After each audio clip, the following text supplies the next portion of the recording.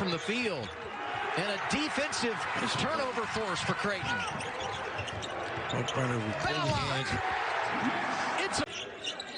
What I love about it, he can rebound it, and he doesn't need to get it to a guard. He brings it up himself. Ballock from deep. And UConn has to match the energy and the intensity that this Creighton team brings to the table. Mitch Ballock. Got it.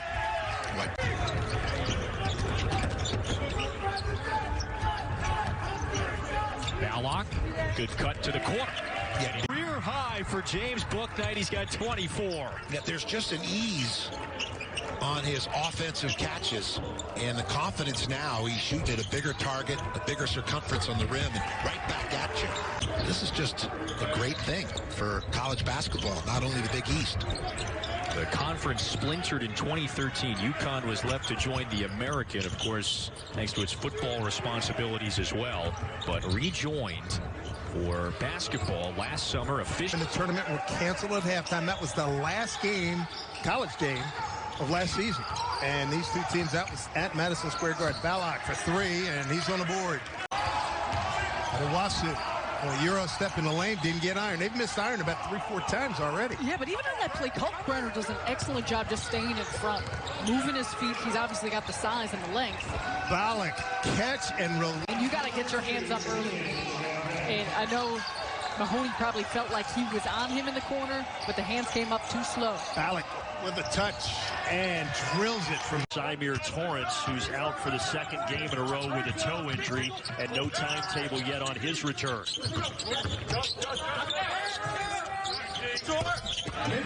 3-point man movement, some good screening to free one another up for good looks. Creighton doesn't let that shot clock get down too far. Ballock missed the three, and now they'll work it around the arc with Damian Jefferson.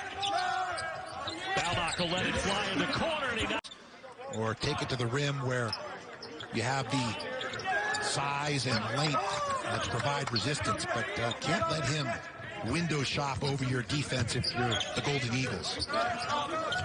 As you said it, Ballock coming in 30%, well below his number of 43% from outside the arc last year, but so far he's 2 of 3, and now he's driving inside and taking it. At the rim by Theo John, it's a group communicating well with excellent feet, and their length really bothering Creighton. And they're 5 of 10 from 3 after that bomb drops down from McEwen down to pull Marquette back within single digits. Justin Lewis, stretch four-man, comfortable facing the basket. Versatility offensively and defensively because of his length and good feet and the intelligence on display. An important 2.5-minute stretch here for Marquette. With Carton and John sitting out, Ballock will pull from in. McEwen with the size and length advantage on Zagorowski. Here is Zagorowski driving, kicking. Into the corner, what a nifty pass, and what a... But also on the practical side, it leaves the possibility, the potential for a player later in his career to change his mind and transfer your way. So he can't lose by showing grace, even though it hurts when you lose a high-level recruit. And Carton's got 12. He's getting Marquette back into this game. Taking it to the rim like that basket by Dawson Garcia. A nice mix of perimeter shots as well as attacks on the rim by the Golden Eagles. Outstanding as well. Here's a trap by the Blue Jays, going to get the turnover. Well, they forced the turnover, and now they can make it a one-possession game. He has had the hot hand, though. 14 in the first half for Teddy Allen. Nice bounce back after the struggles against Georgia Tech, where he's just 4 of 16 from the floor. 14 to shoot for Mahoney.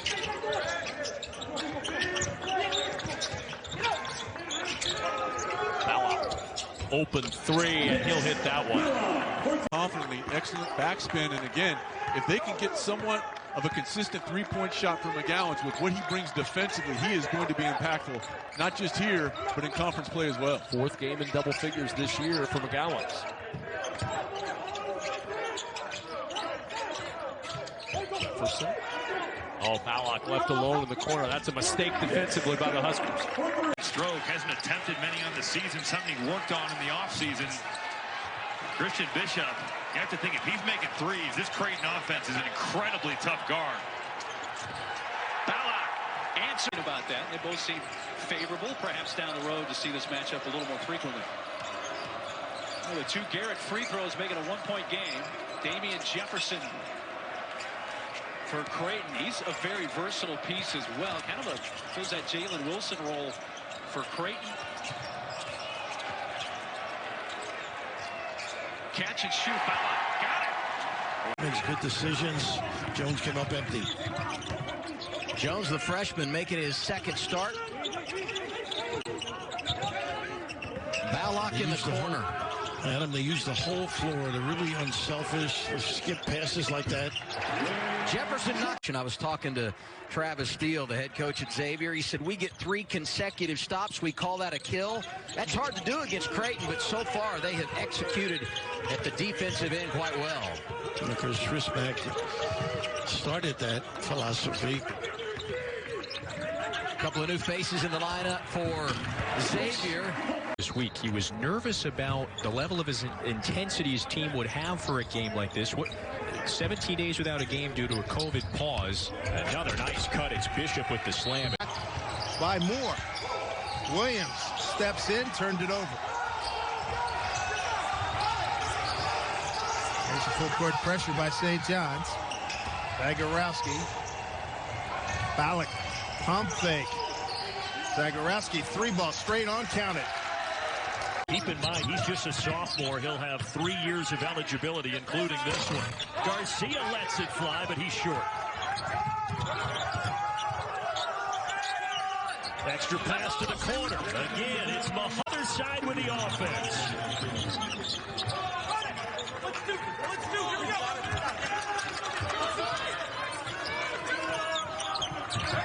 Another drought for Creighton. They haven't had a field goal in 3.5 minutes. That ends right. That was an aberration, what you saw in Lawrence. Udraogo inside off a good feed from Banton. Can't finish, and Antoine Jones will start up the floor for the Blue Jays. Ballock in the corner, back up. Zagorowski, quick fire from the top of the key in the 3-fall. Stevenson. And that 3 way off the mark. Stevenson 0 for 6 from deep this year. Sometimes there's a reason you're open, Kevin. Me specifically, that was never in doubt. Zagorowski with the 3. When he's open, it's should win this week, too. And a nice recovery after blowing a 19-point lead against Seton Hall. They go on the road and beat a very talented Virginia Tech squad handily.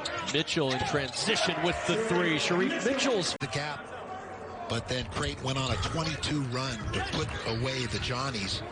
And that's a sign of a response or resilience you want to see in your team. Go upright so you don't have anyone moving off of those plays. Bishop's first foul. 4th team foul for Creighton. It's 2 team fouls for St. John's. There's Alexander trying to turn the corner. Got nothing there. Done.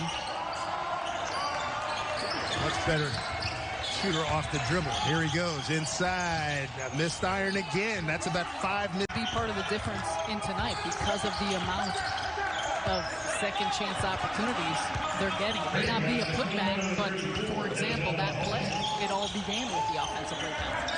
13 for Mahoney. And St. John's in a world of trouble right now. 74-54, down 20. It's done. Major Blue Jay. second leading rebounder on this Husker team. Blatt Mahan over 6 rebounds a game. Van go back out to Allen. Had the hot hand late in that first half. Good defense by the Jays. And they're going to try to clear out and allow Teddy Allen to go. He'll launch the contested 3, and it's off the heel. Mahan trying to tip the rebound out. There's Allen to get it. Allen scoops it to the rim. No, the tip won't go. And the rebound by Damian Jefferson. Show your hands, as Mahan did. Good job in transition defense, especially with 3 fouls. Banton to Thorbjarnarson now. Huskers down 7. Here's McGowan's.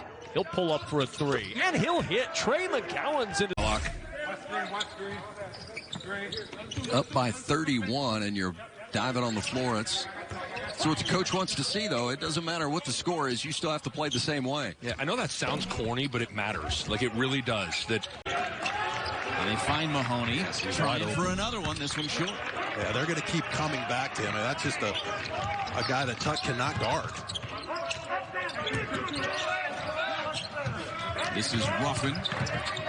He's the leading scorer for the Mavs early on in the season.